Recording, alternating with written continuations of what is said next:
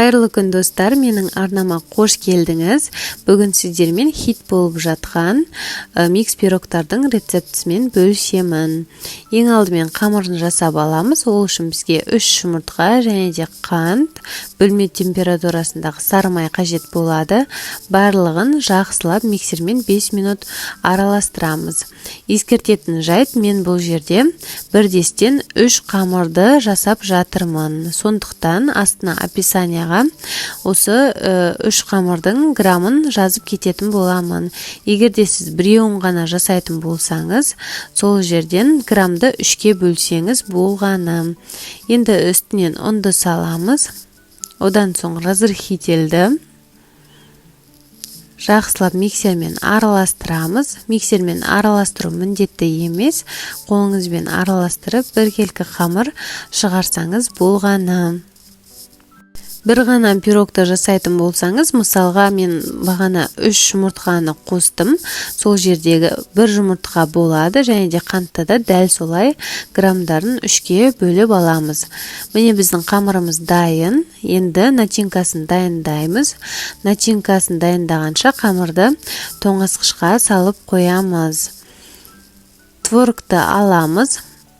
Негізі мейлінше үгітілгені болғаны жақсы. Одан соң үстінен жұмыртқаны саламыз. Қантты жақсылап миксермен немесе блендердің көмегімен толықтай ергенше, езіліп кеткенше араластырамыз. Енді манный крупаны қосып жатырмын, кәдімгі кашаға қосатын. Жақсылап тағы да араластырамыз. Енді қамырымызды дайындаймыз. Міне 3 бөлікке бөліп алдым. Өзімізге керекті форманы аламыз. Осылай жайып шығамыз. Бортиктарын жасаймыз. Және де массамызды құямыз. 160 градуста қызып тұрған пеште 1 сағат шамасында пісіріп аламыз. Беті қызарып піскенше ұстаймыз. Осылай барлығын құйып, бортиктарын туралап шығамыз. Ал енді пісіріп алатын боламыз.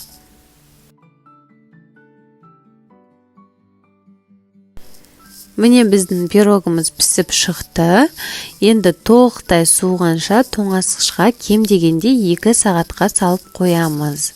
Міне көргендеріңізде осындай әдемі болып шығады. Жанына қалауыңызша сахарны пудраны сеуіп, бетін әсемдеп қойсаңыз болады.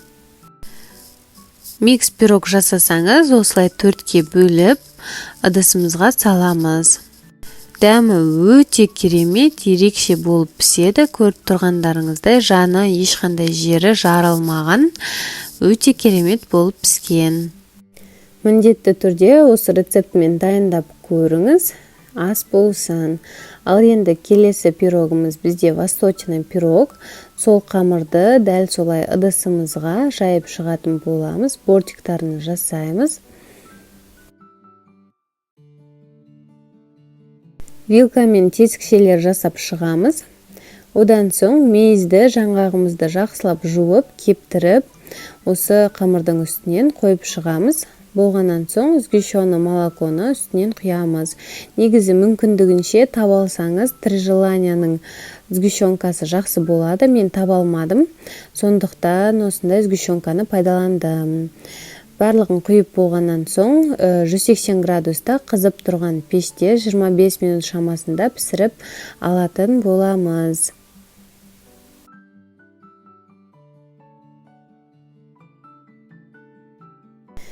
Міне біздің пирогымыз пісіп шықты. Көріп тұрғандарыңыздай, мен бетін қатты күйдіріп алған жоқпын. Негізінде өзіңіздің қалауыңызша бетін қаттырақ қызартып алсаңыз болады. Пирогтың дәмі өте ерекше болып шығады. Жасап көруге кеңес беремін.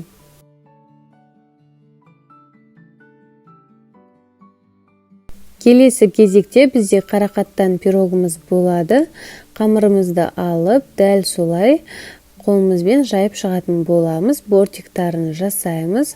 Және де шаңышқымен тесікшелер жасап шығатын боламыз. Енді начинкасын дайындаймыз. Ол үшін бізге қаймақ және де жұмыртқа қажет болады.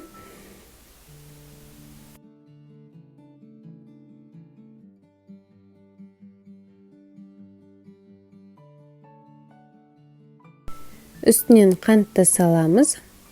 Және де езілген қарақатты салып жатырмын. Міндетті түрде осылай езіп алу керек, немесе блендерден өткізіп алып, осылай үстінен саламыз. Қарақат деп жатқаным біздегі смородина.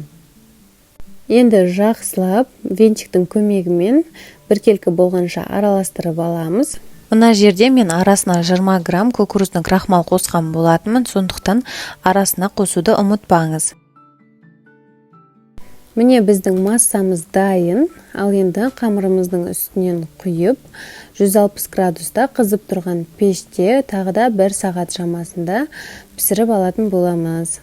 Бұл жерде ескеретін жайт, міндетті түрде 1 сағат пісіріп алу қажет болады, себебі арасы бізде кейін суығаннан соң қатпай қалуы мүмкін. Міне пирогымыз пісіп шықты, дәл қазір жұмсақ болып тұр, сондықтан тоңазытқышқа салып, толықтай суығанша қалдыратын боламыз. Негізі мүмкіндігінше 1 күн алдын дайындап, қатырып алсаңыз өте жақсы болады, тіптен жақсы. Қыздар, именно осы пирогты жасауға кеңес беремін, себебі дәмі өте ерекше, смородинаның дәмі кішкене қышқыл дәм беріп тұрады, өте ерекше, өзіме қатты ұнады. Сондықтан жасап көріңіз. Қыздар, келесі рецепт менде осы микс пирогтың ішіндегі шоколадный чизкейктің рецептісі болады. Сондықтан каналыма тіркеліп, қоңыраушаны басып қоюды ұмытпаңыз.